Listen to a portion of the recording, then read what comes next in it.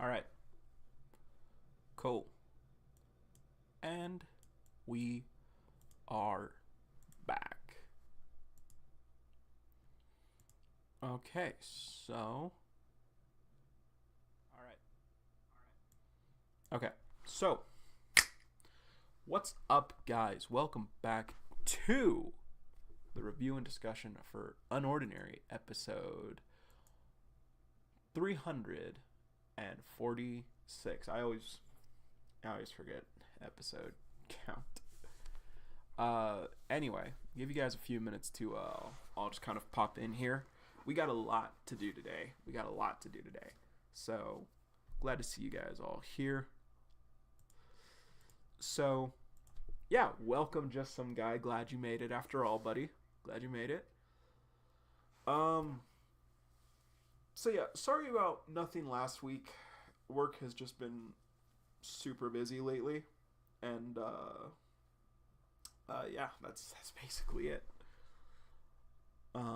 But we do have a few things to go over today, and I am glad that we do get to talk about season 2 now because I'm excited to. I'm excited to talk about season 2. So let me just pull up a few more things real quick.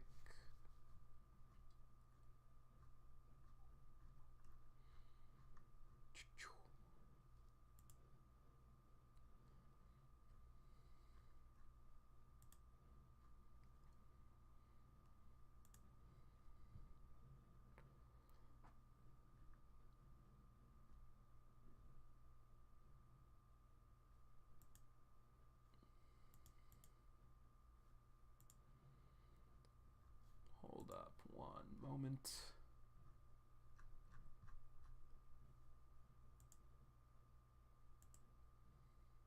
Okay, here we go.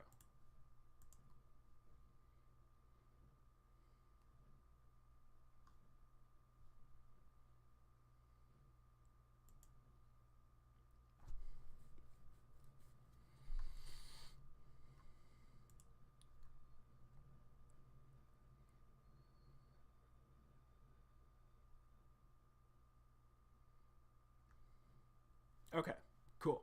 Anyway, so yeah, let's talk about season 2.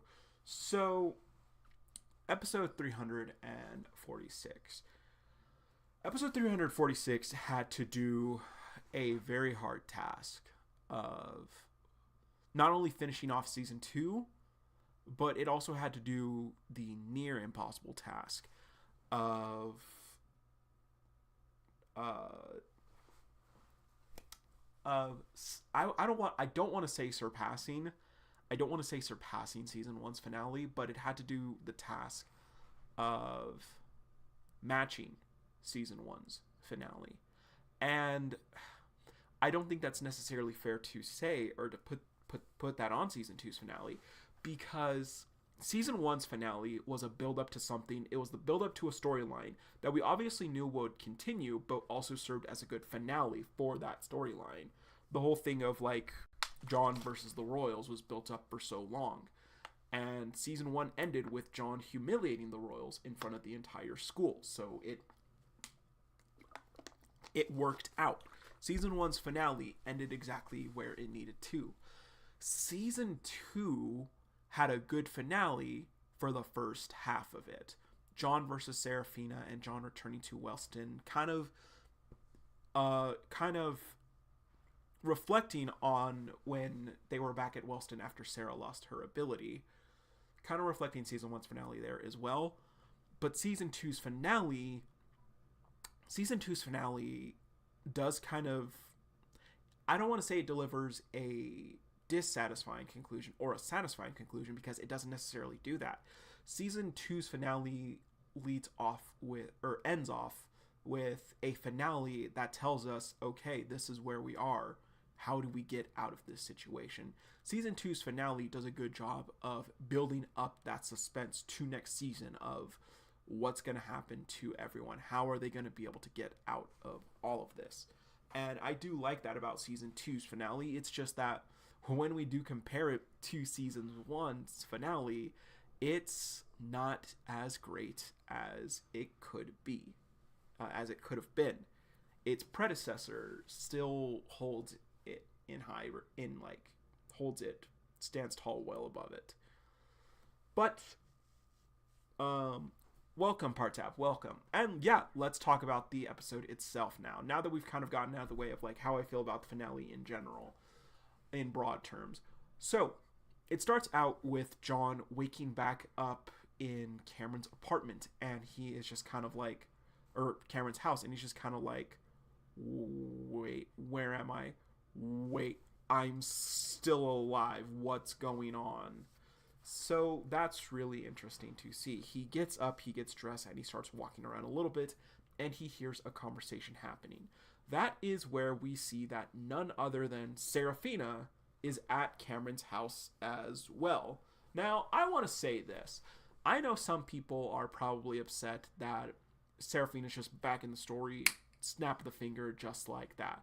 And honestly, I gotta say, I'm not mad about the decision. I mean, I do think it's a little Deus Ex Machina. I do think it's a very convenient. I think it's a little forced, if I'm being 100% honest. But I'm not against the idea of Sarah coming back for John and being here in the finale. Ty himself predicted that Sarah would show up in the finale, and I don't think he thought to this extent, but he did think that we would get to see what Sarah was up to. And, you know, the finale also does give us a little bit of insight as to what's been going on with Sarah, but we don't get anything too concrete on it. It's just kind of telling, not showing, so to speak, in writer terms. But overall, I'm not mad at the decision to include Sarah in the finale. Uru explains how she got there, and like I said, even if it does feel a little convenient, I'm totally fine with how it has happened. Don't have anything against Sarah showing up. I do like Sarah. She's a really cool character. But Sarah tells us that she's been told kind of everything that happened between John and like everything that happened since she left, and they kind of hug and embrace each other. And once again, and also, Sarah does have a conversation with Cameron, talking to him about his drinking and everything. And Uru's kind of always shown that Cameron does like a glass of wine every now and then, more often now than then. And that is pretty interesting because Uru makes it a point to show that Cameron's drinking raises some concern for some people, even to someone who's assumedly he's just met. So it's interesting to see because Sarah tells him, like, you know, that's bad for your health, and Cameron just says, like, I can heal it.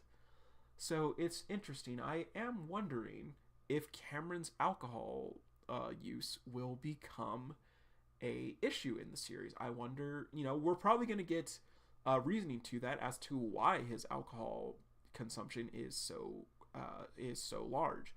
Maybe it has to do with Jane leaving. Maybe he's depressed because of his sister leaving. You know, maybe kind of a similar situation with Layla and Sarah. And this is his coping mechanism for it. We also get some insight as to kind of Cameron's mentality as well, because Sarah also asks him what he's running from. And Cameron gets really defensive when she asks him this. He tells her, like, you think I'm running? Like, preposterous. Like, you need to mind your own business. And he asks her, like, why do you care so much? Like, you just met me. And she tells him it's because he is the only family that John has left right now. And that gets a reaction out of Cameron. That gets a response of kind of like, Someone said on Reddit he had a breakup on Reddit. I don't think there's anything. I'm like 95% sure we have nothing to base that off of, just some guy.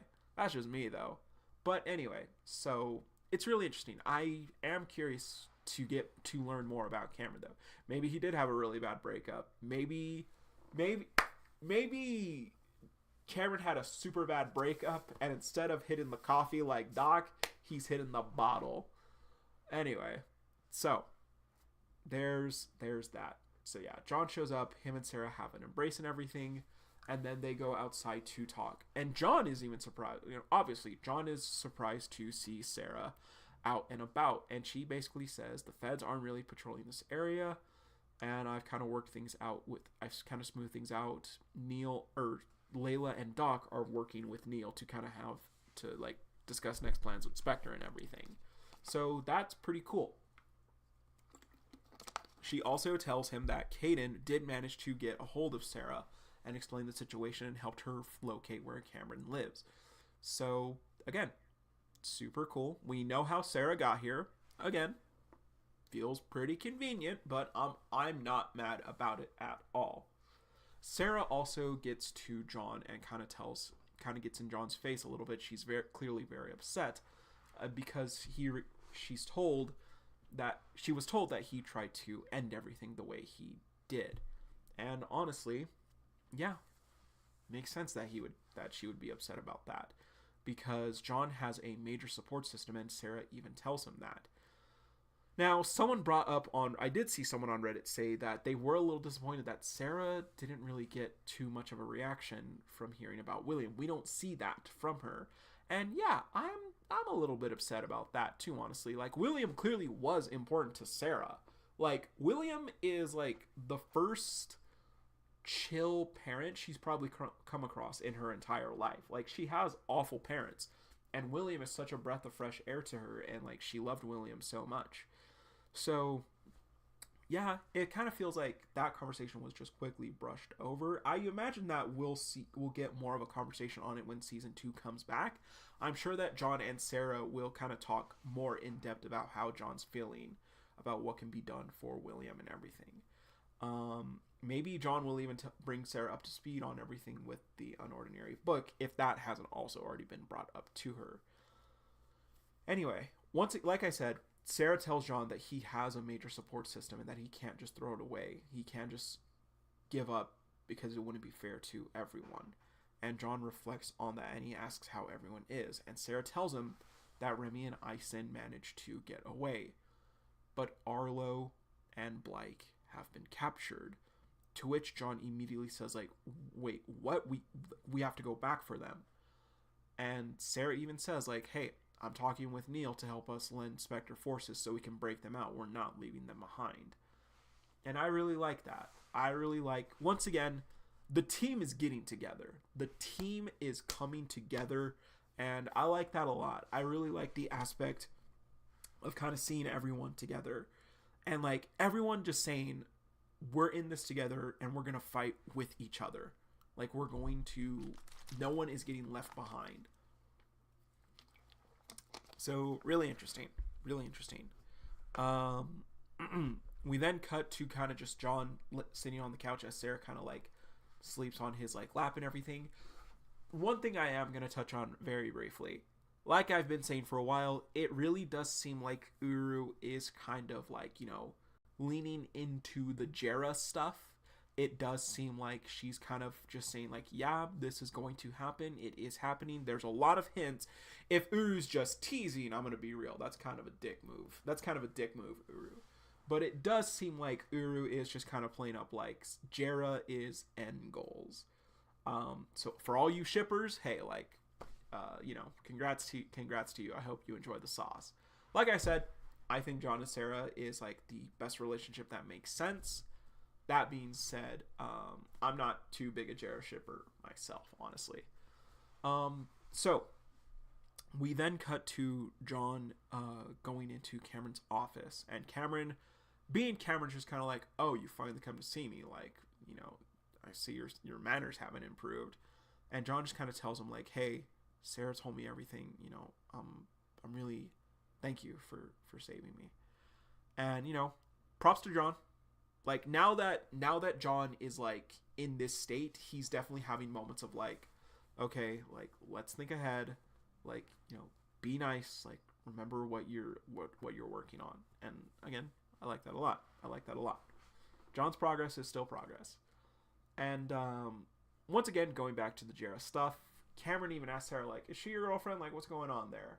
And John just kind of like gets all flustered and everything, just kind of doesn't answer and everything. So yeah, there's that. But Cameron gives John something, and it's William's ashes. They're in an urn, and he tells John, I've been waiting for you so you can decide what to do with them.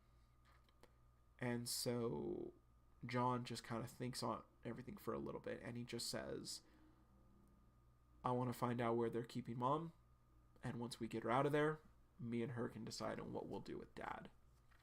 To which Cameron just says, fine by me.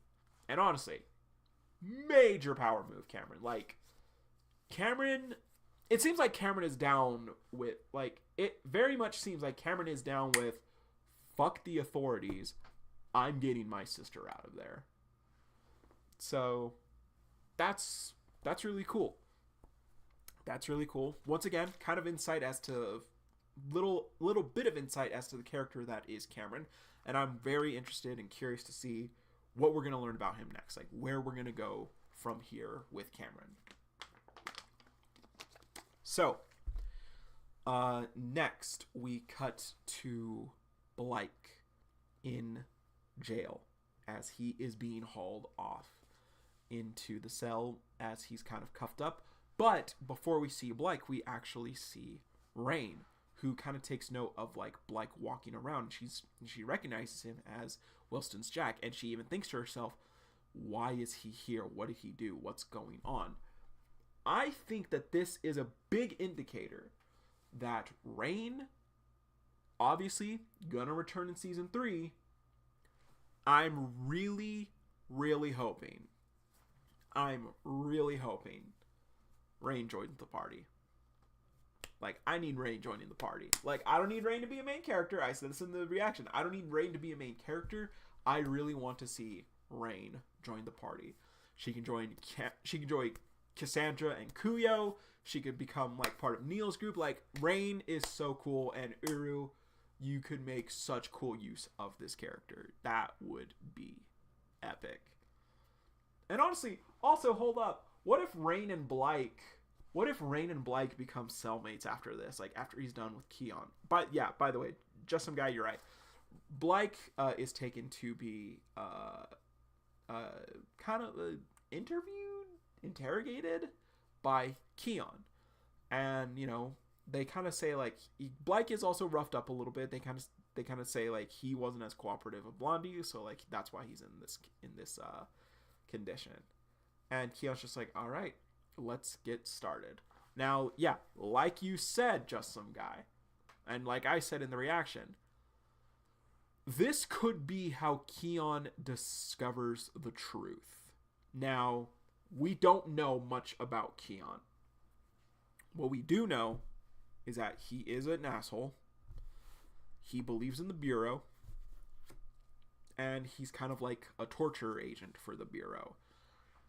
But we also know that he supposedly does not know anything about the Ember case. It seems like a lot of people don't know about the Ember case. Makes sense.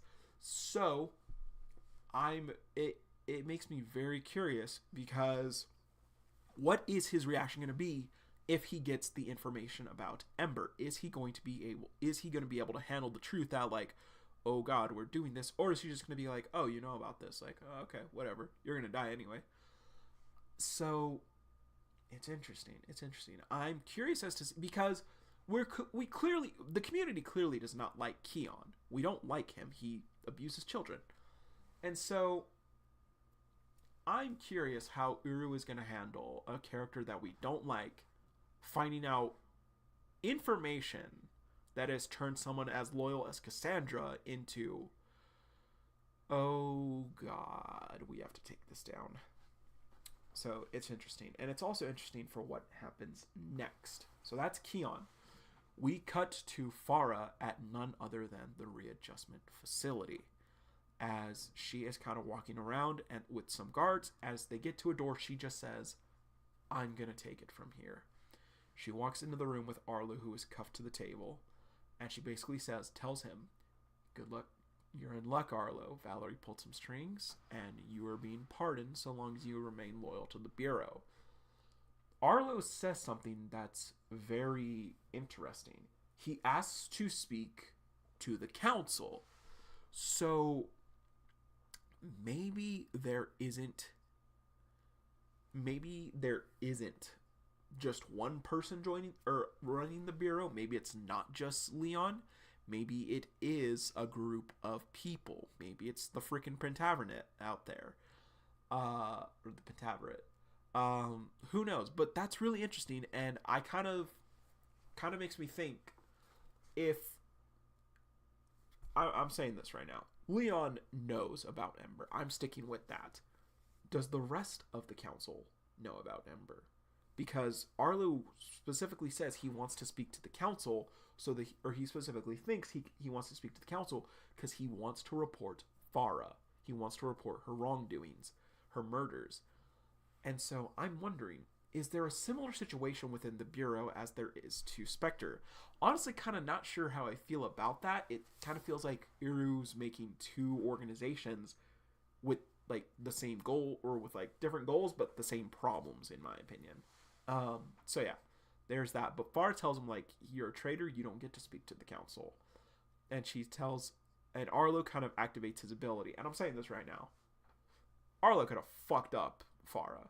Like, Arlo could have gotten out of there. Like he could have beaten her, but that wouldn't have proven anything. Because she even says, like, hey, like, if you mess up again, we'll kill you and we'll just take your ability. Like, we'll get that defense. We'll get the defense that you figured out we don't have. And Arlo just kind of like, shit, and he depowers. And we don't know exactly what Farah does with Arlo, but we can assume, we know that she tampers with her memories, and we can assume that she makes him forget a majority of the things that have happened in his recent year. So we just kind of see Arlo's memories begin to shatter of basically everything that's happened. Memories with John, memories with Sarah, memories with Remy, memories with Blake, memories with Ison, everything like that. We see it crumble. Now, a lot of people are saying this is Arlo losing his character development. I see where you're coming from. Personally, I don't agree, because this doesn't take away this action that is being done to Arlo, not Arlo choosing it. This action kind of doesn't take away all the good that Arlo's done. It doesn't take away what Arlo has done and accomplished for the sake of everyone else. This just proves, if anything, this just proves how twisted and deranged the Bureau actually is. How far they're willing to go to get whatever they want, to keep that control. Which is really ironic, because for so long, Arlo's whole goal, Arlo's whole ideal was like, things need to be kept in control. We need to maintain order. And yet, here he is becoming the victim of that control, of that order, of doing everything you possibly can to maintain the status quo. It is interesting. It's a really interesting concept that Arlo, who from the beginning was so adamant about order being kept, trying to break that order, but being forced back into it. Very, very interesting detail that you decided to do there, Uru. Now, granted, people have said, and also said fairly, that we need, like, clearly, it's getting speculated right now. Someone at Wellston, or someone in general, could help Arlo snap back to reality. Now, a lot of people have brought up Elaine. Could be Elaine. If Uru, like, this isn't going to be my usual segment. You guys know I don't like Elaine with a burning passion, but that's not going to be the segment. A lot of people are speculating that Elaine could be the person to help Arlo get his memories back, to help get Arlo out of order. And that's a very fair point. If Uru does want to bring Elaine back into the story and make use of her and kind of help develop Elaine, yeah, helping out Arlo get his memories back and, like, remembering, like, Arlo, like no, like, you were helping everyone, remember? Yeah, that'd be great use of the character. What I do want to point out, though, there are a lot of people who could fill that role. There are a lot of people, honestly, I would also say a lot more fitting people that could fill the role and do that for Arlo. So, who else could fill that role for Arlo? Well, we have, let's just go from we'll go from least important to most important. Least important, Evie, Roland, and Dylan. Like, they were part of the safe house. They're really freaking out about the safe house being taken away. And, you know, they could, once Arlo is back in school, if we're going to assume that he does finish school, they could probably go to Arlo and be like, Arlo, like, do you know what's happening with the safe house? Like, do you know anything of what's going on? And Arlo can just kind of be like, who are you guys?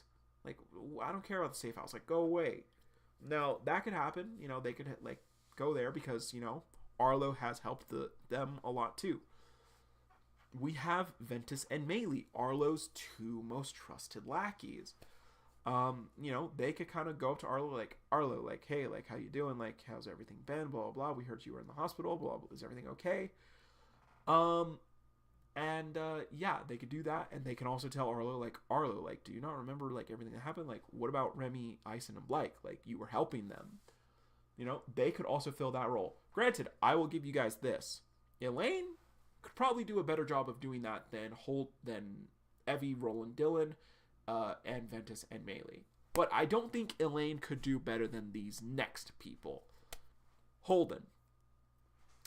Holden is, and I say this to this day, Holden is the only person that should be considered Arlo's friend. Holden is the only person we've seen Arlo hang out with outside of school, just kind of casually doing that. Like, he always hangs out with Arlo and everything at school. Holden was also talked to Remy about everything with the safe house. Holden could be a major factor into getting Arlo back and kind of explaining everything to him, kind of saying like, hey, you're not you're like, this isn't you, like, something's not right. Cecile. Switch Cecile with Holden. So Cecile, I think, could do a better job than Elaine, but I don't think she could do a better job than Holden. Cecile knows Arlo even if she doesn't agree with it. Arlo has had Cecile's back in the past. Maybe Cecile will want to pay it forward and just be like, Arlo, like, this isn't you. Because Cecile is also about getting the truth out there. About getting everything kind of like about not being a puppet. So maybe she'll return the favor to Arlo. So there's that. There's Cassandra, you guys. There's Cassandra, the girl who does still remember everything, and a person whose memories with Arlo, I'm going to say it right now because based on the screenshot that we saw, her memories with Arlo were not tampered. We only saw things with the main cast and Elaine. There was one memory with Elaine in that group bunch. So Cassandra could be the most important person to help get Arlo back to his normal state, to help Arlo remember everything that happened. It should be Cassandra, in my opinion, if it's not the rest of the gang. Because remember, Sarah specifically said, we're getting Blake and Arlo out of there. We're going to help them. And so, if they do successfully, like, get a hold of Arlo again, John just could probably be like, I'm sorry, Arlo. Round 4, like, I gotta beat you up again. It's nothing personal, Chief. So, yeah. Just some guy. We don't know what Farah knows right now. There's nothing of substance to guess that Farah knows about Cassandra. Granted, if we get a scene where Keon recalls his memories and we see that, who knows? But we need to see that first. We need to see that Farah knows about Cassandra because nothing has been said yet. So, there's that. The rest of the gang, Sarah made it specifically clear, and John is down with it, that they're getting Arlo back. They're getting Blake back. So, if that's where they're going to go, kidnap Arlo, like, bring up, like, hold him down, like, help him. And this is why I want to say this. I think Keon could be a major asset in getting Arlo's memories back. I believe I said this in the reaction too. But if Keon has memory recall, and if Keon is not down with the stuff with Ember, Keon could possibly become a partial ally. Say, this is not right. What the Bureau is doing with Ember is not okay. I'm going to help you guys for now. They could probably help Arlo come back, and Keon could probably be like, okay, this is going to hurt. And help Arlo remember everything. Recall the most traumatic moments he's had. Losing to John, realizing, oh my god, my aunt is a murderer. It could help. Could be a major, major asset to that. So, interesting. Interesting. And finally, we cut to a next-gen facility where we see none other than Jane herself being wheeled around by a woman. And this is kind of interesting because I noticed it. Season 2's finale kind of ended off with us seeing the latest, the most modern version of Jane. And it kind of also ends with Jane looking at us as we see in the picture that Simon took. She looks at the camera and sees the picture, and assumedly sees Simon taking the picture. And season 2 ends with Jane talking, with us getting a reaction from Jane. And this is interesting because the woman she's with specifically says she's not supposed to be able to talk right now. She's supposed to be too weak to do that. What's going on? And we see that Jane is talking, and she asks, I haven't heard about my husband or my son in a while. How are they? Now, people have brought this up. I love this idea. What if Jane is just playing cripple? Just like how John has been playing cripple this whole time. What if Jane herself has been playing cripple and still has enough power to do some fuck shit the moment she gets the chance? I think that's a really cool idea. I wouldn't be upset about that because Jane, to this day, is still the strongest person we've seen thus far. So if she's like, if Uru wanted to pull the card of like they thought she was weakened, but no, they fucked up, I'm not going to be mad about that, Uru. I'm not going to be mad about that at all. I love the idea that Jane is just kind of like playing the fool, and if she can get out, I would love that. I would love that. That'd be great. And that is how season 2 ends off. Do you think training arc will... I think for now the training arc will just involve... I think the training arc will just involve John, honestly, with Cameron. Because Sarah really doesn't need help. She'll probably pick up more hand-to-hand combat, but she really doesn't need more help with anything else. She's pretty good, honestly. And the crazy thing is, the weird thing is, you know, John has a long way to go. We've seen John's potential, and it clearly has a long way to go. And Cameron is more equipped I would say Cameron is a lot more equipped to teach John how to use his ability than he probably is to teach Sarah. Now, granted, he's an ability specialist, so for all we know, he could probably still train the rest of them, too. But I do think the training arc for Remy and Aisen will probably be more in lines with training with Kuyo and the Sort. Honestly, you know, it's possible. I don't know if Uru would be able to wrap everything up. I know that Uru had up to season 3 planned out. But I feel like, I don't know. I feel like season 4 seasons of UnOrdinary would be a good stretch for everything that, you know, kind of has been set up to kind of be taken care of. But, you know, first half of season 3 could be taking care of Spectre. Second half could be taking care of the authorities and changing everything. Personally, I think both of those should have their own season. But that's just me. That's just me. So, with all this being said, Ty brought up a really good point that, yeah, season 2 feels underwhelming. The season 2 finale feels underwhelming, but the finale does a good job of showing where everyone is and what has to happen for them next. It gives us updates on everyone. We don't see everyone, unfortunately. We don't see Remy and Aisen. We just know that they are safe and in hiding, which is fine. We know what's happening with them. They're good for the time being. We know that John and Cameron are planning to get Jane out of the Bureau of Next Gen. We know that Sarah is working with Neil to help get Blake and Arlo out. We know that Arlo is the prime candidate right now for the Bureau. We know that Arlo will probably be an enemy the next time we see him, unfortunately. And like I said in my reaction, the name I'm calling right now for Arlo, if he does end up being a part of Ember, if he does end up getting recruited for Ember, he's Ash or Ashes. And Uru, if you're going to use that, you gotta send me my check. But yeah, a lot of interesting things. Season 2 sets up for Season 3 fantastically. I do like that. That being said, the finale does feel underwhelming compared to Season 1's, but overall, it does a really good job of ending off the season, and I do still like Season 2's finale a lot.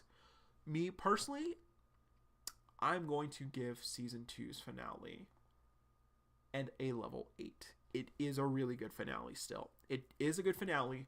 It's a talking episode, so, you know, unfortunately, we had plenty of cool fighting. But, yeah. Overall, Season 2 is still great. Season 2's finale is still a great finale. And that's just kind of it. So, yeah. That's the review and discussion portion of Season 2. I would also love to... I want to see the Agwin cast so bad. I want to know what they're up to. Because we have Grayson. And I still say it's so weird that Grayson has had no reaction to, like, gee, I wonder what happened to our queen. I wonder how Rain's doing. She hasn't been to school in a long time, like at least a month or so. Like, I don't know, man. Ugh.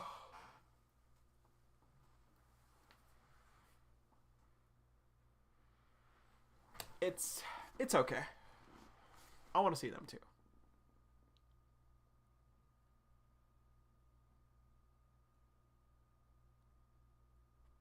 Yeah, that's a fair rating. That's a fair rating, guy.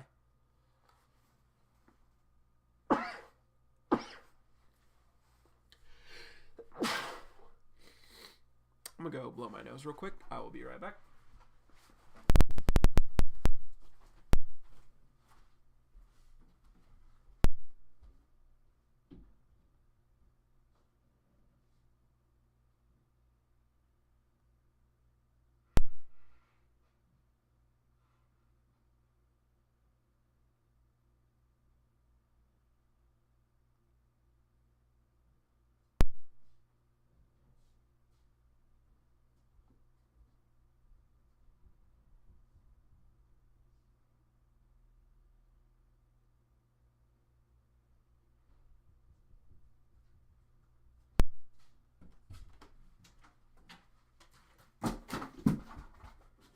Great.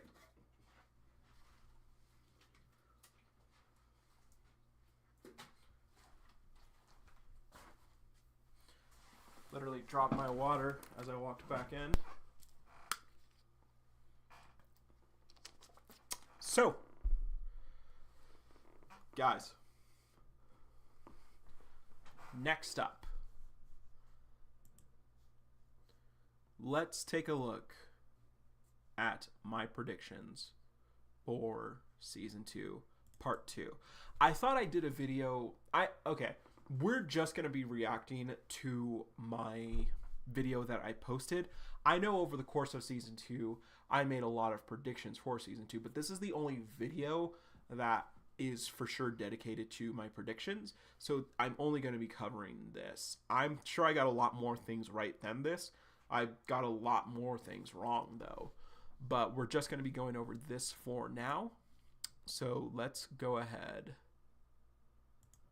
and kind of jump over to here. So here we go. Let's see what I got as far as the second half of Season 2. We'll just kind of jump over to the first section for John of the news for the second half of Season 2. And in that, I kind of took note of some really strange things, or rather what I think could be hints as to what's to come in this season. Now, first things first. Sorry, I was think talking a lot that about John I was is talking a lot about the honestly promo art for the gonna season. be the only active main character at Wellston. Now, I got that I wrong. don't think everyone else is I going to majorly got that drop out wrong. necessarily, but I do think that everyone else is going to be a lot busier with the rest of the things going on in this season. And I think that it's going to be up to John essentially to run Wellston finally. He is finally going to have to take on his role, his title, his responsibility as Nope. king of the school. Now, why do I say that? Well, you know, the poster art for this second half of the season is right here, as you guys can see. But John is the only character in this. Do we ever see these outfits for Sarah and Arlo? For Sarah, I'm sure we did. For Arlo, in this shot with his uniform on, and usually, you know, when Uru does these kinds of arts and everything, everyone else is, you know, in their uniforms. I mean, Serafina has been the poster child of UnOrdinary, and she's always been in her uniform for these like promotional things and such. But John is the only one this time, and so I do think that due to that, I think we'll get into that more when I talk about it for these characters. But I do think that Remy, Blake, and Ison are going to be busy doing with vigilante things, as we can also see with the key art for this next part. I think Arlo is going to be entering the authorities finally. He's going to be taking that first step like his Aunt Valerie recommended. And I called that still. I think there's two possibilities with Serafina, but I'm only going to mention this one right now. I think that Serafina is going to be a lot more involved with Spectre and with Layla this time around. So, yeah. That was kind of right for like Arlo, 2 seconds. That John is going to be the only student at Wellston this next part. I think that he's finally going to have to own up to his title as king, and I think he's going to have to run the school to kind of teach everyone. And I'm not a chance. Really looking forward to that. Now, I do also think that John will definitely also get wrapped up in the other storyline. I do think that, you know, especially with Sarah, because she said that she would catch him up on everything going on when he got back, because she didn't want to do it over technology. She didn't want to make sure anyone was listening in. Oh yeah, absolutely, just some guy. And also, I'm like, look, something as much as I do despise Arlo, something I've been looking forward to ever since the apartment arc or the apartment chapters. I've been looking forward to the return of John and Arlo actually working together, fighting side by side, especially now that we have the added bonus of Serafina finally having her ability back.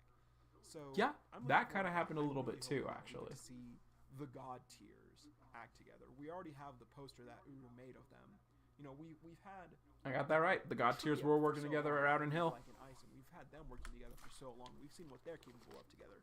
But all three God tiers of Wellston, like teaming up for once, like I think that's gonna be an absolute banger and a half. Anyway, so that's what I think is gonna be going on with John mostly. Anyway, let's move on to Serafina. So I noticed that in the promotional art that Serafina looks a lot more mature and professional in her outfit. So I do think she's going to be becoming more active with Layla and with Spectre. So I think she will probably be leaving school for a bit and going with them, you know, like for more tests and everything, because, you know, that was part of her agreement with Layla. Like, they'll help get her ability back to full capacity, and Serafina helps them out with their research and everything. So I do think she's going to be busy with that, and I'm starting to think, because Layla did also tell her, hey, don't be pushing yourself like when you get your ability back. So I do think maybe Serafina's ability isn't necessarily back at full capacity, and I honestly do think that there will be some bits throughout the rest of Season 2 where, you know, she loses her ability again. You know, kind of like she pushed herself too hard so she can't use it for a few days or stuff like that. But I do think it will be interesting, and I'm hoping that Serafina gets back to full power soon. So yeah, that's really all I'm thinking. Oh, also, I do think Serafina, you know, if she doesn't get involved with Spectre, I do think it's actually kind of a big possibility. Well, not a big possibility. I don't want to say that, especially with what I'm going to say next. I do think it's possible that Sarah actually joins up with Arlo at the authorities, with going to the authorities. I think that could be possible. You know, they wanted to recruit her. Like, become a secret mole. I was on to something. I was cooking. Now, I think that's not as likely to happen, just because of how suspicious it is. Sarah got in contact with the authorities to try and help her, you know, get her ability back, but to no avail. And I do think if they figured out, oh, she has her ability back, she wants in on us, that might look a little suspicious on Serafina's part, and they may suspect something, and they may do something to her. So Yeah. yeah, I don't think that's a big possibility, but I do think it is still a possibility nonetheless for Serafina this next part. Now, Arlo. I think there's going to be two possibilities happening this season with Arlo, and I do think the latter is the more likely option, based on what we've seen from Arlo in the last part, before season 2 ended, or before the first half of season 2 ended, I should say. Now, these possibilities. Yeah, I'm looking Arlo forward to the side stories too. Arlo is going to be involved. Is going to. Like I said, I do think that one of the side stories will just be the dodgeball game that was posted in the that was released in the volume 1 of the physical release. But yeah, I'm looking forward to the side stories too. These possibilities, clearly Arlo is going, I do think based on outfit alone, Arlo is going to be involved, is going to start getting involved in a role with the authorities. Now, whether that be directly under his Aunt Valerie, or, she starts him from the ground up, I'm not too sure. But there does seem to be a bit of nepotism, so I wouldn't be surprised if Valerie did get him directly under her in a pretty high position. But also, she definitely does want to keep an eye on Arlo at this point, based on their last conversation. She thinks that Arlo's getting distracted by everything around him, so she wants to try and control him a little bit, it seems. So, first possibility for Arlo is that he goes to the authorities, and Arlo reclaims his title as the series villain. Arlo just gets basically like, you know what, authorities, I'm in control now. I like this. I did think that was going to happen. I did think that was potentially going to happen. I stand by my aunt. What I think is more likely to happen with Arlo is that he kind of goes his own way. He joins the authorities, but only, again, like kind of what I said with Serafina, as a mole for it, to try and uncover what's really going on with everything. And it especially seems that that's going to be happening because it looks like Serafina could become an inside for Spectre, try and figure out what's going on with them, while Arlo becomes an insider for the authority, or an insider for the I'm a god. I'm a genius. to try and figure out what's going there. Find out the truth about Ray's death, which Aunt Valerie may be directly responsible for, or at least some definitely embers, which we know are connected to the authorities at this point. And I do think it would be interesting to see Arlo finally going his own way, and, just kind of finding himself. As much as I don't like this character, I do think, a step in the right direction for Arlo is finally realizing that everyone around him has been right to be skeptical of the authorities. That's just me. That's what I think is going to be happening with Arlo this season. Now, Remy. Now, the X-Ray return is not something I was expecting, but I'm all for it, actually. The X-Ray arc, as much as I don't like Remy, the X-Ray arc is actually, honestly, one of my favorite arcs in the series. I do think it was pretty cool to see Remy, step out a little bit, basically take action into her own hands, as she always has. And I think it's going to be really cool, I think we're going to see some major power-ups for Remy this next part, too.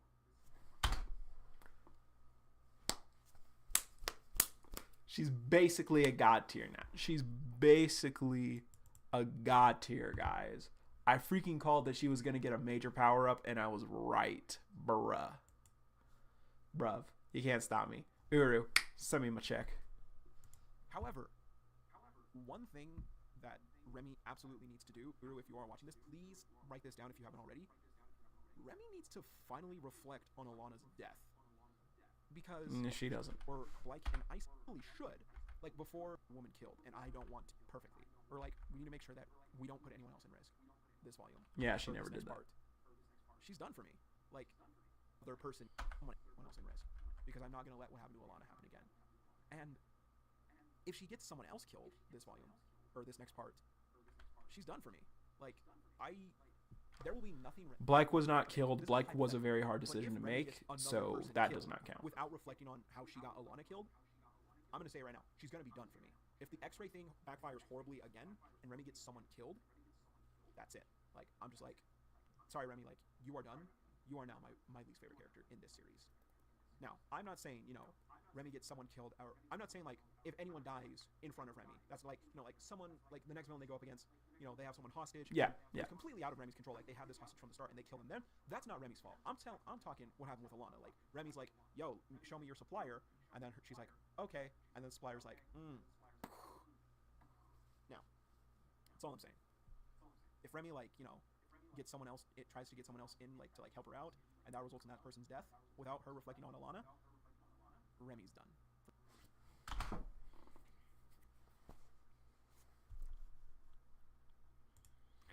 I'm just going to say this right now. We'll just put that right here in the corner. Right here in the corner.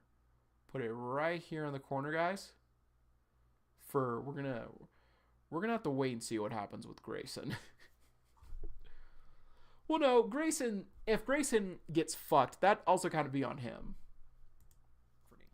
But Now, back to what I said at the beginning, where I think John is going to be the most active main cast member at Wellston. I do think, other than him, Remy is actually the closest to being the most active in the school this season. She could also still, I'm sure that everyone will still be busy at school in some capacity, but I do think that Remy is kind of also taking responsibility right now for the school, making sure that things are kind of okay for everyone. You know, we saw at the end of 234 her and another student helping another student, helping someone in the infirmary. Now, so I do think that, you know, her taking on the role as queen once and for all, or continuing the role as queen and like taking charge of the school, I do think that's a big possibility. And yeah, I think next to John, she will be the person who's at the school the most this next part. And honestly, I do think building up Remy and John's relationship, I do think that could be cool, actually. I think that's a really good dynamic because they're both very driven characters. They have a lot of similarities. Well, everyone's kind of similar to John in some aspect. But I do think the Remy and John friendship, if it was at the end, but it was still right. I think that's a really interesting thing to build it into and look into. So, yeah. Absolutely, Orin is Grayson's dad. In the series, Blyke. Now, the nobody return, just like with X-Ray, intriguing, really good. I don't know if he's gonna be out back at the gate, you know, because beginning of episode 234, we saw that he still had a few days of his suspension. So I'm not sure if we are. Well, no, it seems like based off of some images that Uru shared on Patreon, it seems like we are kicking straight off where episode 234 ended. So I think Blyke is gonna be absent for a little bit. And I do think Blyke... I was right. I do think Blyke is going to take on... This is one I just thought of. I think John is finally going to let Blyke have the role of Jack for the school. You know, he's done with Cecile. He's absolutely done with her. Was wrong She's about done that. with him. I was close, but I was wrong. Blyke will finally regain the role. I wanted King John so bad. Flat out reject the role of King and like say like, Blyke, you can be King. I don't want any role for the school. Wait. Have the role of Jack for the school. You know, he's done with Cecile. He's absolutely done with her. She's done with him. But I do think that Blyke will finally regain the role of Jack. You know, if John just doesn't flat out reject the role of King and like say like, Blyke, you can be King. I don't want any role for the school. Got it. But I do think John is King, Sarah is Ace, John is King, Remy is Queen, Blyke is Jack. I think that's entirely possible. Now, I don't think that. I'm definitely expecting Blyke to run into Kuyo again. Maybe he will try and introduce Remy and Ison to him. They will meet him again, but we will talk about that more when I get to the Kuyo part. So yeah, with Blyke, I do think there's a lot of room. I do think there's definitely a lot of stories for Blyke that can be told, but right now I think that Blyke is a pretty done character. Now when I say that, I'm not saying that Blyke can't grow any further beyond, but I do think that Blyke's arc for any other series, I think it would be complete at this point. Blyke has grown a lot throughout this series, and so I'm honestly not sure what else could be done. And even then, he also grew a little more about his ability in this series too. He grew a lot more, especially with his relationship with John too. But I still stand by like Blyke is kind of like the most complete character. Friends is something I've wanted since they moved in as roommates together, and hopefully John will let Blyke come back to the dorm so he doesn't have to sleep on the floor in Ison's room anymore. But yeah. That's all I have for Blyke, really. Like I said, I can't think of much else. Now, Ison. Now, based on, again, the key art, it seems like Ison is taking on the role of the guy in the chair. You know, we've seen that a lot in recent superhero films and TV shows and everything, where the people who are actually out on the field, taking care of the rescuing and saving the day and everything, they always have a guy in the chair to back them up. Now, it seems like that's the role that Ison's going to be taking on this next part, based on the key art alone, and, Ison is another character that I don't really care for at this point, but maybe he actually does get something this volume, or this next part. Why do I keep saying volume? I don't know. But I'm honestly not expecting much from Ison because I never do. However, he is the last character of the main cast, the main 6 characters of UnOrdinary. He is the last character who is still an elite tier. Yeah, an elite tier. Elite tier? I think it's elite tier. Anyway, I think it's very likely that Ison finally reaches high tier, and we will have all 6 main characters as high tiers for the series. He's so close. He's so close to high tier, but Uru just said no. Really? So, here we go. So, moving on to other characters. These are just kind of real quick quips. Some will be longer than others. Now. Yeah, I really slept on Ison in this part. I really slept on Ison because he did a lot. He did a lot in the second half of season 2. I wonder if we could see a dark Remy arc or maybe a dark Sarah arc. We have to wait and see what happens with Remy. Because Uru didn't show us Remy in the finality. That could have been for a reason. depending on what happens with Blake and Arlo, it's a very real possibility. Doc, I do think we're going to see Doc in this next part. And honestly, Doc just leaving like that kind of hurt me a lot. I honestly didn't expect Doc to just abandon everyone, like, or not really abandon. I can't say that he abandoned, but I didn't expect Doc to just up and leave like he did apparently. So I do think that we are going to see Doc again. However, I think he might get involved with, because he got a job at ZSI, if that is the company's real name, or if it's Spectre. Now, I don't know why, but I have the strangest gut feeling that the next time we see Doc, he may actually be an adversary. I think it's possible. Again, I don't know why, but I think it's possible that Doc Doc's loyal. Doc's loyal. The Doc stock rises. I don't know why, but something is telling me that Doc is going to become kind of an antagonist of the series. He's going to, become opposed to like what Layla's doing and everything, and just be like, you know what? No. So, next part. This is a big one right here, and I could guess save it for later, but I'll just say it right now. Talk about Headmaster Vaughn. Now, Headmaster Vaughn and also John's uncle, grandfather. I think Headmaster Vaughn is getting replaced this season. Now, or maybe they'll just attempt to remove him from his role as headmaster. I was right. I wasn't right that it would be Cameron, though. The reason I think this is because Claire's vision from episode 231, where she saw John in front of her house.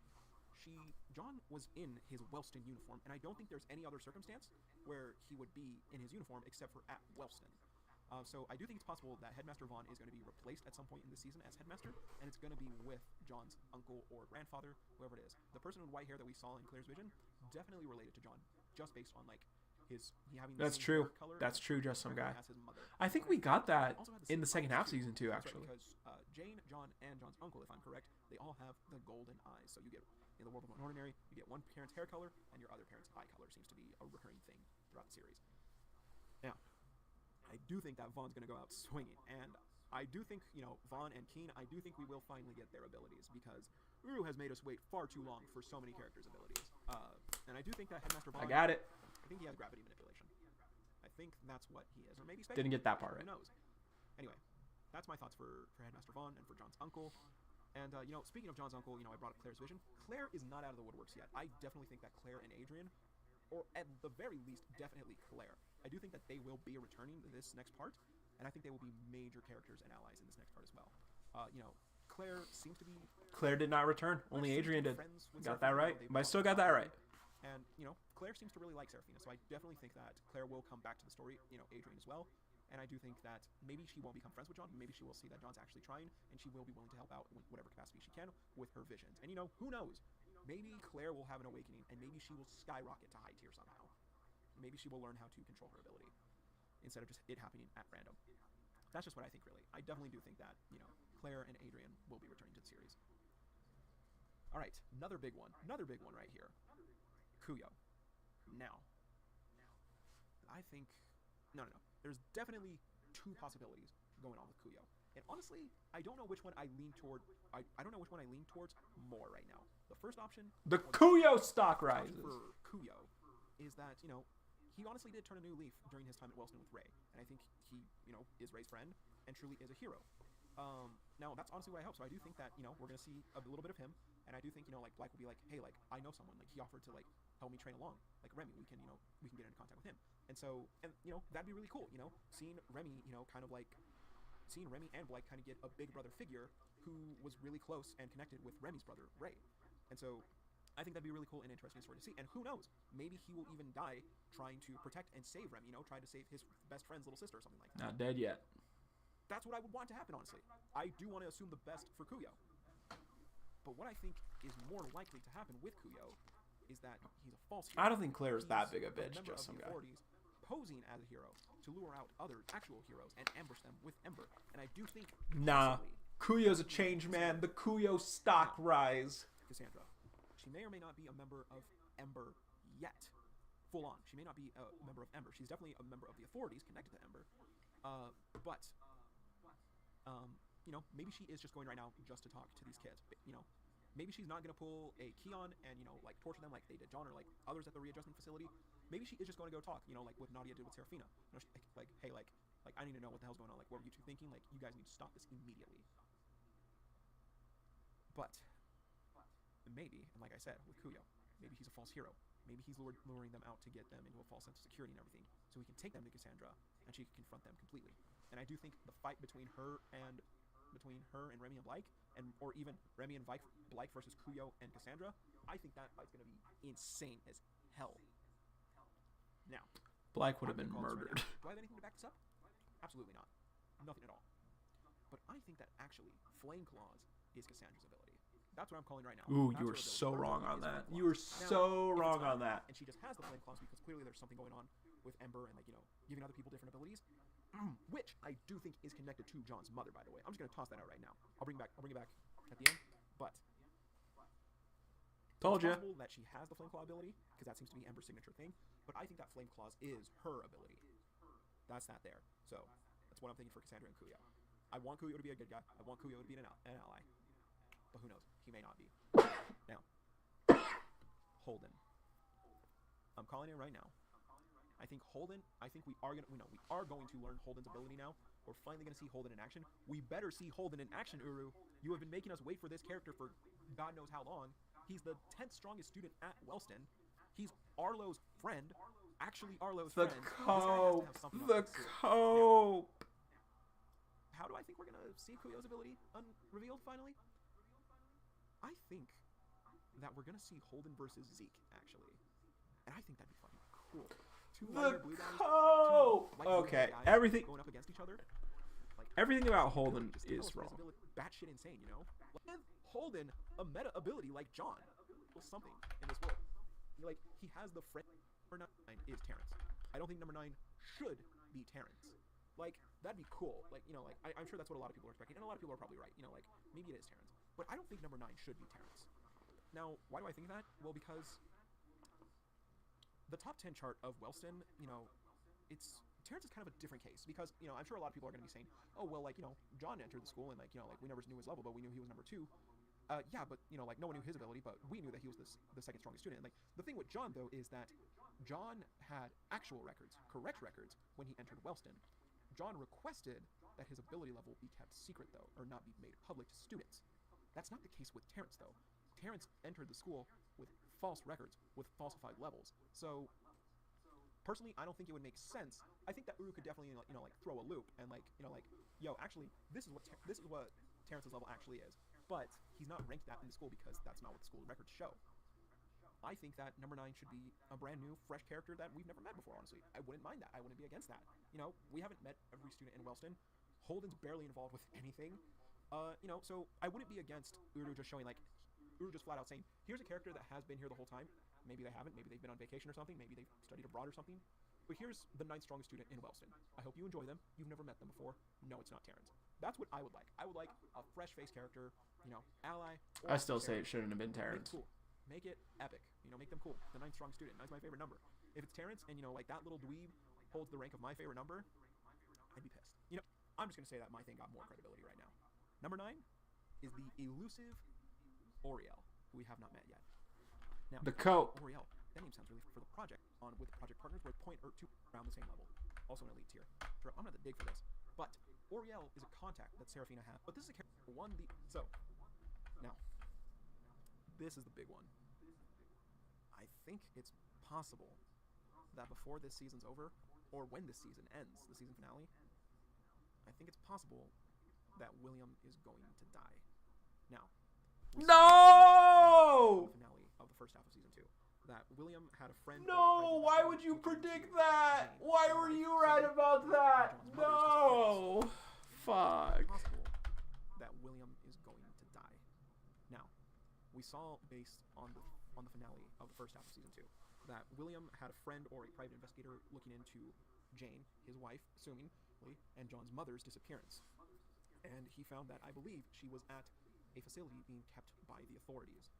And, you know, I think it's very possible that William's going to dig deeper into that, maybe even with the help of John and Seraphina and Arlo. They're going to look for... That's why Arlo goes to the authorities. John finds out maybe about his mother, or Seraphina finds out and tells Arlo about that. And then Arlo's like, I'm going to figure out what's going on. Like, I'm going in, don't worry. But, why do I think William is going to die? Well, that right there. He's having the authorities investigated for the disappearance of his wife, which is very valuable to them for some reason. But also, he's a big factor in the world of UnOrdinary. He's caused recent major discourse in the world. high tiers becoming superheroes, high tiers going against the norm, high tiers rebelling against society to do good.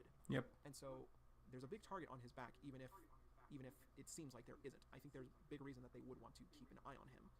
And so, yeah, I think it's possible. And also, you know, he's the father of John, one of the most dangerous high tiers in society.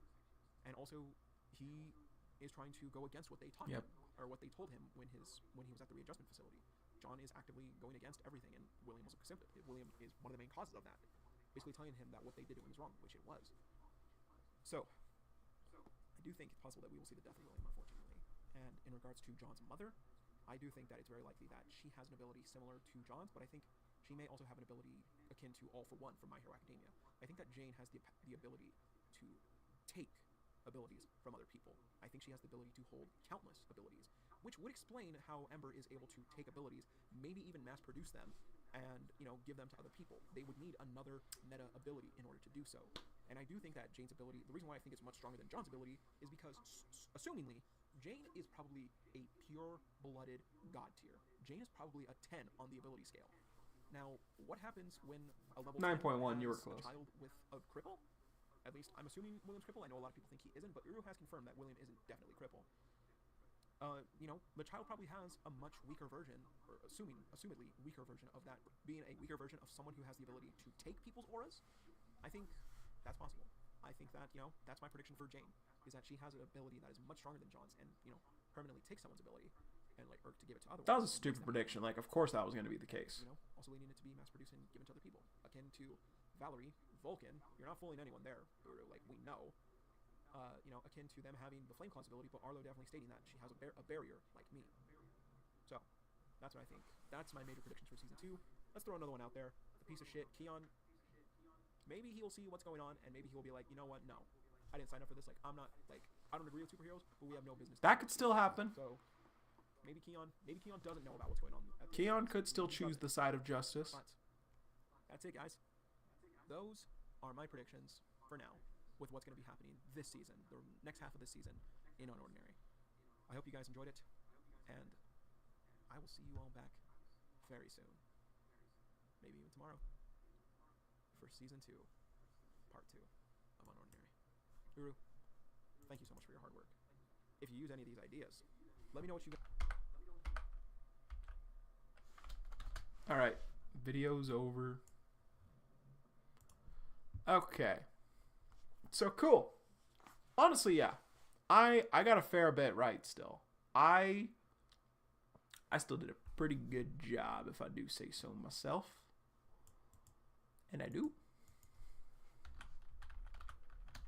But, yeah.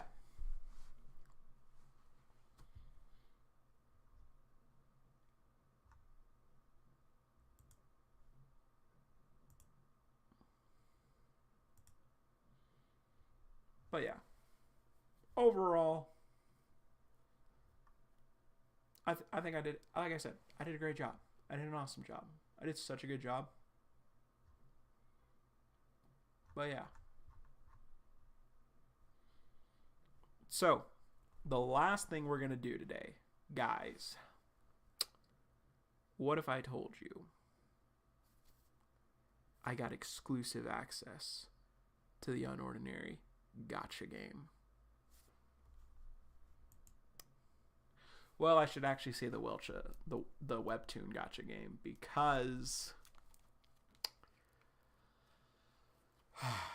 there's a Fake Pin collab which includes UnOrdinary characters, and as I have talked about, I want to do a video talking about UnOrdinary merchandise.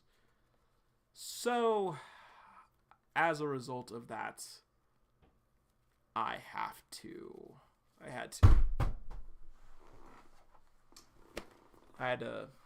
purchase some. So, yeah. I have 2 boxes. I have 2 boxes of these. My plan for the time being is that this is going to be the only time I'm going to purchase these.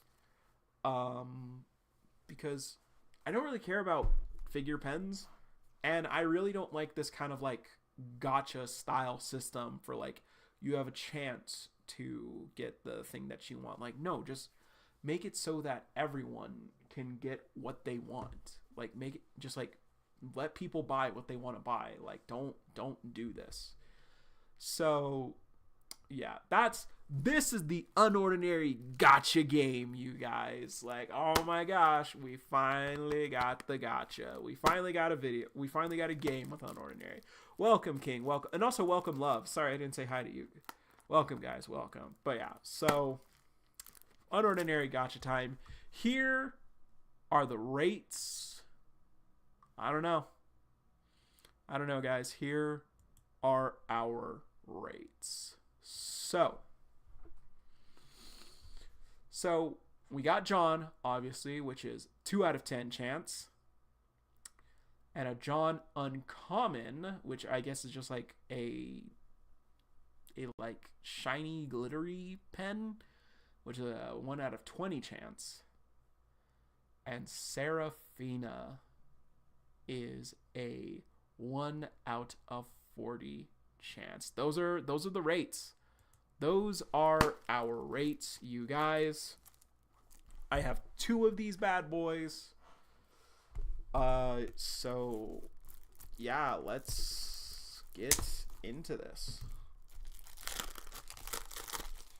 And so, oh, by the way, boom, check it. All right, so here we go. Honestly, yeah.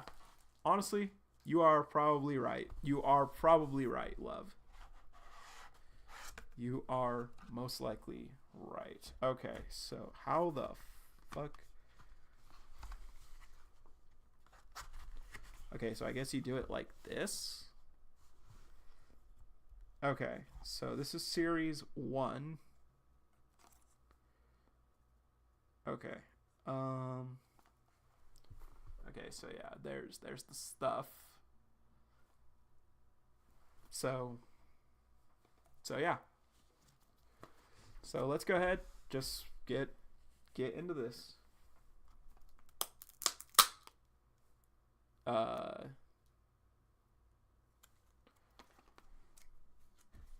just put the trash in here.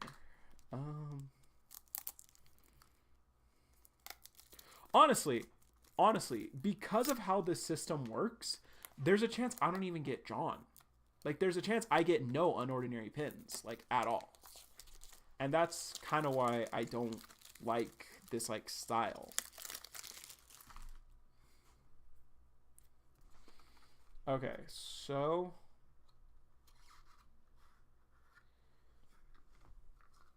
Okay, so yeah, we got these guys who are like nerd and jock. Okay.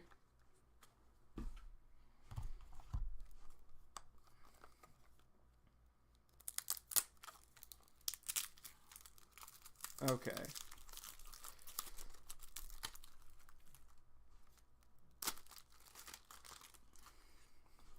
And next up is there. Oh, wait, is this? Okay, no. This is the Lore Olympus uncommon because it's like glittery and stuff. Okay, cool. I don't read Lore Olympus. All right. Next up.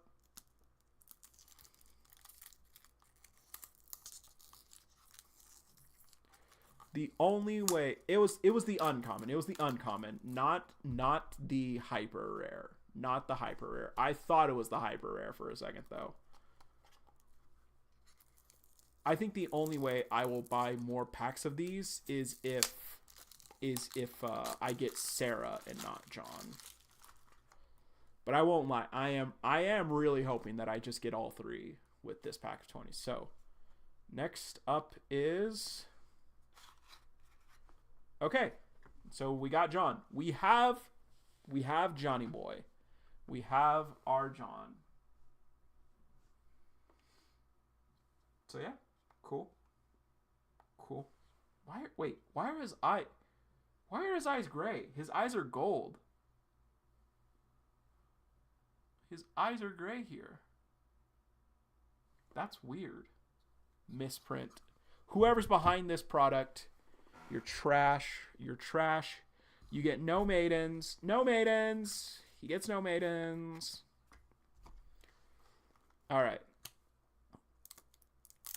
So, next up.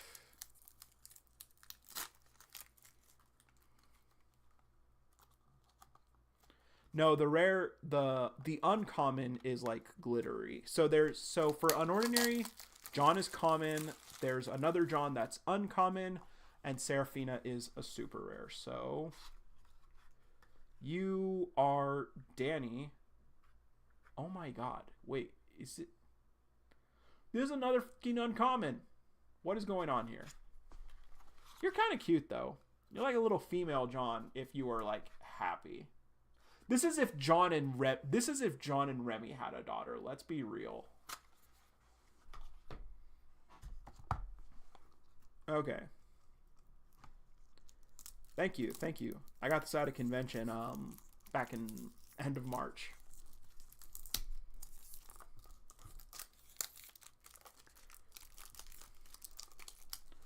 Two uncommons and not the one that I want. That's rough. That's rough, buddy. All right. Next up is... Wait, what the hell? It's Danny again. Okay. Grow. Disgusting.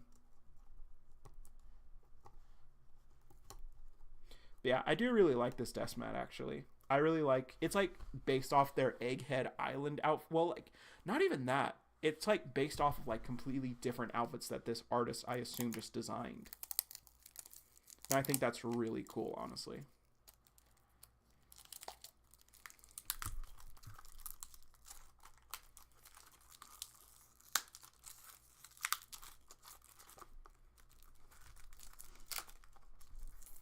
I don't know why this one gave me so much trouble. Next up, here we go.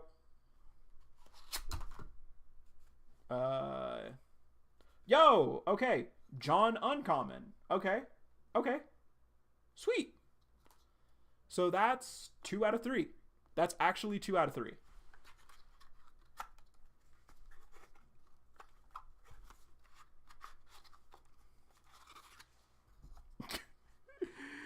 He was just launched. I saw the glisten too, and I was like, is that another uncommon? All right. So boom. Now we just need Sarah.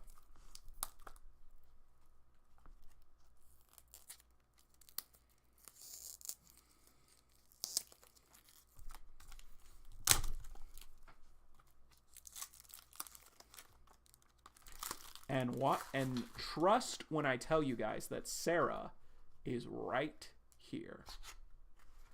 Okay, now it's just Lore Olympus. Because Sarah was actually in this pack.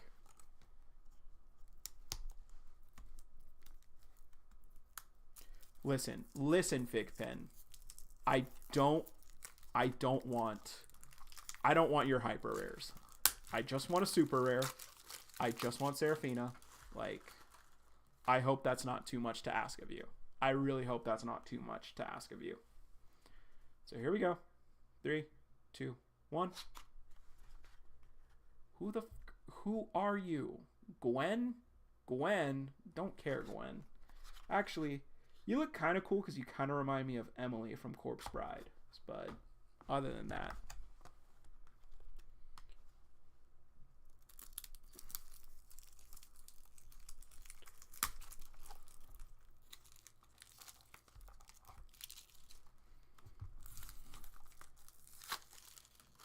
All right, next up, 3, 2, 1. Another nerd and jock.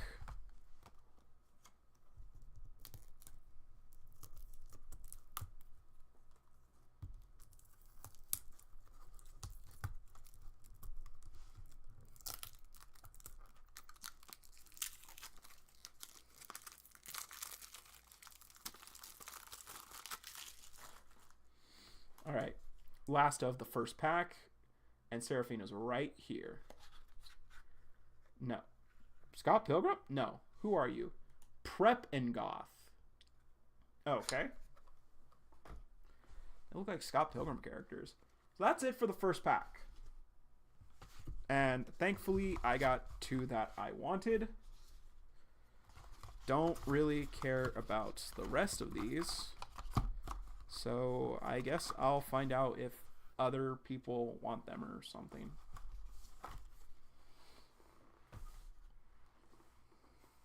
I don't know. If they want, they can like buy them or whatever. So Sarah has to be in this pack. She has to be.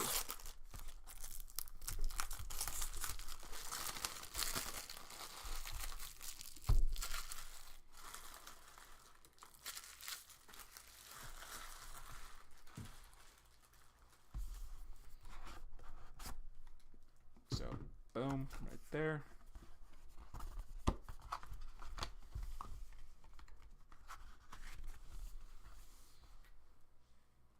I don't have any ultra rares. I think the only one I would keep would probably be the Danny ones because she's kind of cute. Or he. I don't know. I don't read the series. I like how they look though.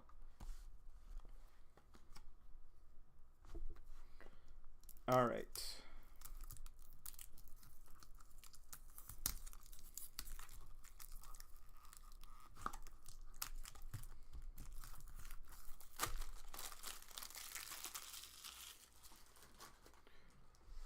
All right. Here we go. First of pack 2 is Lore Olympus again.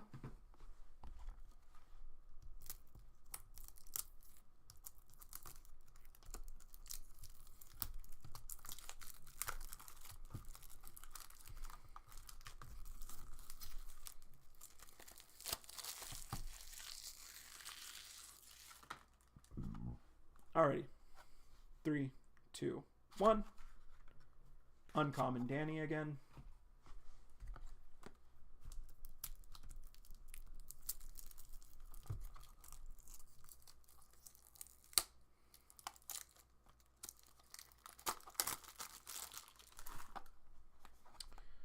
Next one is Lore Olympus.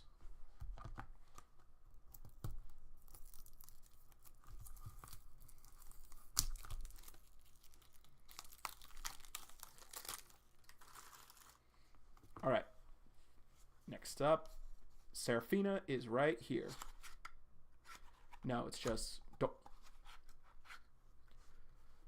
I got a super rare, and it's not... This is the other super rare.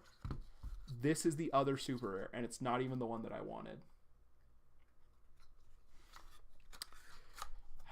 You hate to see it. You hate to see it. You absolutely hate to see it. Sarah is not in this pack, unfortunately.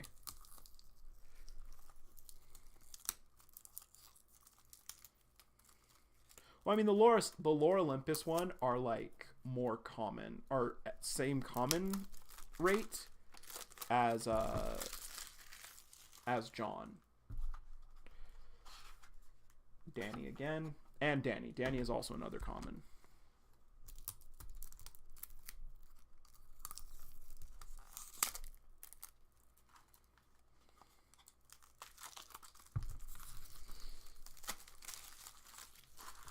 All right. Next up, 3, 2, 1. Oh, this guy.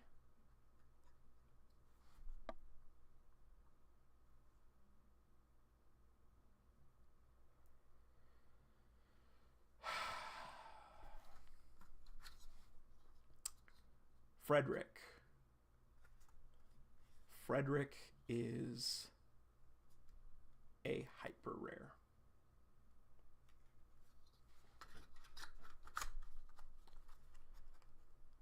I got a super rare and a hyper rare. Not even of a character that I know anything about. Oh, what is this? What are these rates? This box is really weird, actually. Well, no, it's not weird. Like, there's still been a few commons. Okay. All right. Next up is these two again.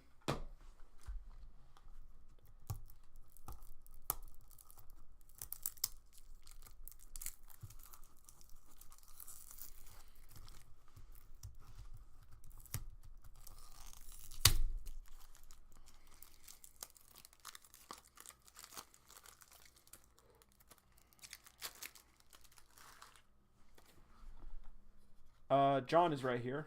It's these. Oh, this is the uncommon for this. What is this box? This box has actually been insane. So, last two.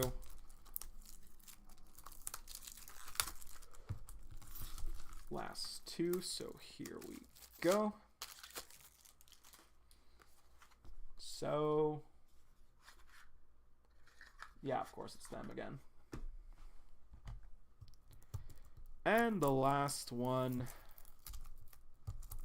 I would even take another John, honestly.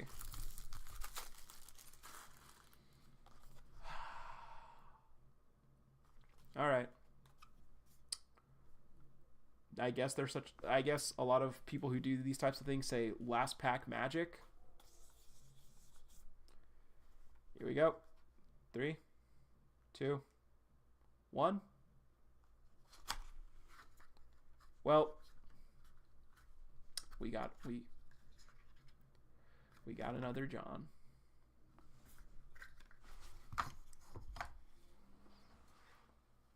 Ah! Disgusting. All right, well.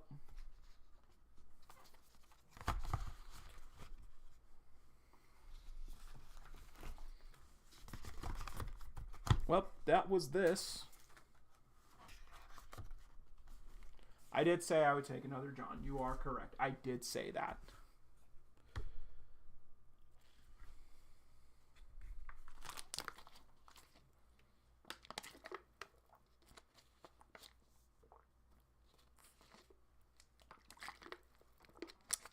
So yeah.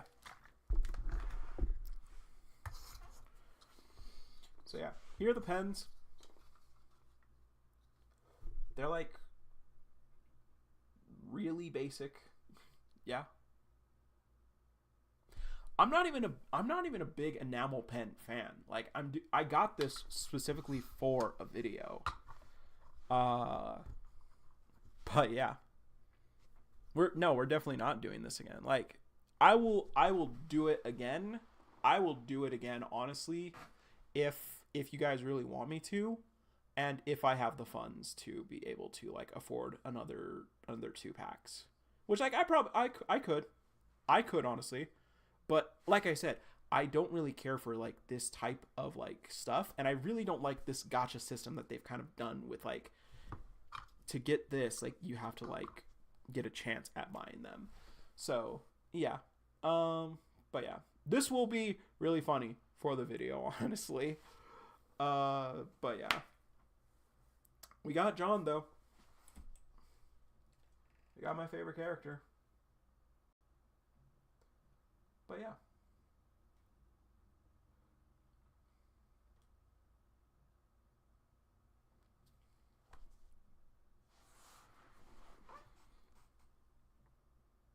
Exactly, love.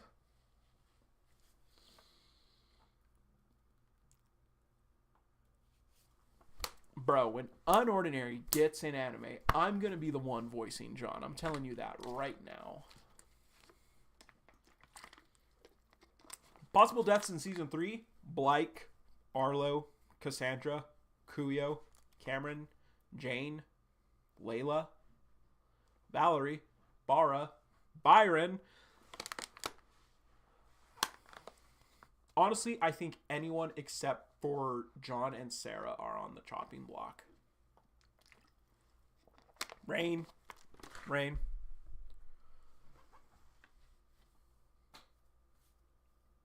But yeah.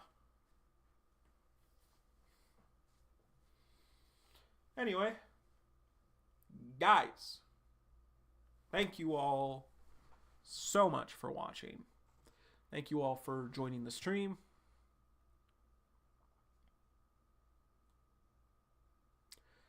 I I am trying to pursue a career in voice acting, yes. Trying being the optimal word.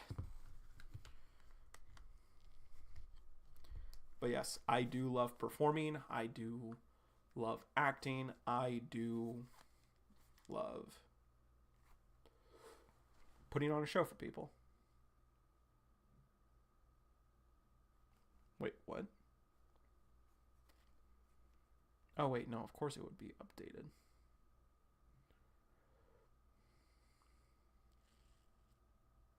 Okay, yeah.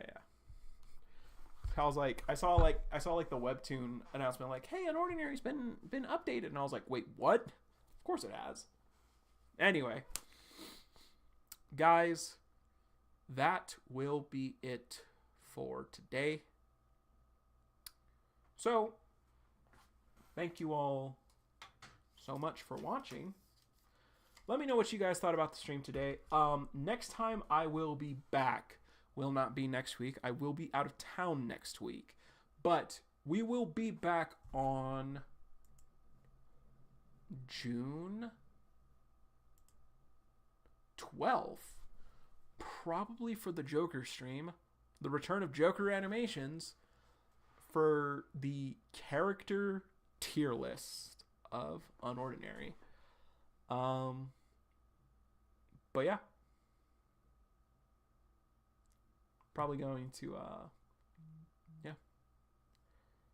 All right, well, thank you guys so much for watching. And as always, everyone, see you, Space Cowboy.